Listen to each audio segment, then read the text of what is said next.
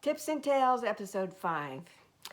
This time I want to tell you a tale. We've had tips and we need to have a tale. This tale is about the social distancing and the dilemma that I ran into just recently. I have been isolating or sheltering at home, as they say, for 10 days.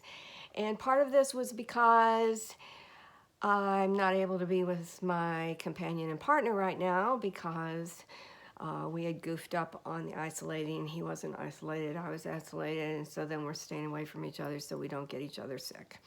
So we've been away from each other, and I've been away from everybody else, and I've been very, very careful. And then the other night, in order to entertain myself, as I was going to sleep, I was playing my audiobook on my new iPhone.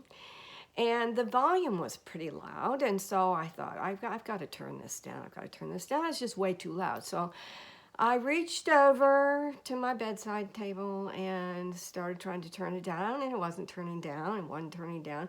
So I got frustrated, so I did it 3 times, trying to get it to turn down. All of a sudden, it starts going off with, and I thought, oh gosh, what's happening? I turned it over. It says, calling 911. Oh my gosh. So I hit off, hang up, as soon as I realized I was calling 911. Well, too late, of course. They're very, very fast in figuring out what happened. So I get a call from the police department. They say, ma'am, you called. There was a call from this residence.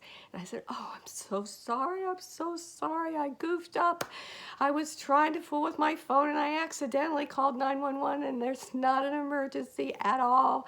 Please don't worry about it. I'm so sorry. I'll be more careful. So anyway, so they took my name and address and phone number, and that was it, and we hung up. And I thought I had convinced them that I didn't need any help, right? Well, they don't go by that. So about 15 minutes later, I hear this at my door, and I thought, oh gosh, it's the police. So I frantically get my phone and try to turn the audiobook off.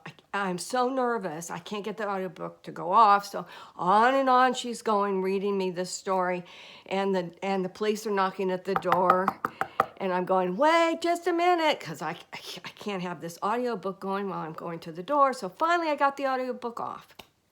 So I go to the door, open the door, and there's a police girl. I mean, this policeman was so young. I have to say she was a police girl. She wasn't so young just because I'm so old. She was young. So I open the door and I've got my phone. I'm standing there in my pajamas. I don't even care. Anyway, so I tell her, oh, I'm so sorry. See, here's my phone and I must have clicked the buttons wrong somehow. It's a new phone, blah, blah, blah.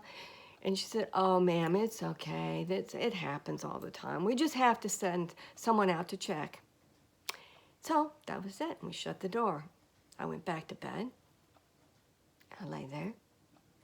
I thought, we were talking to each other through the screen, 3 feet away or less, for 2 or 3 minutes. I was totally exposed to this police person, girl.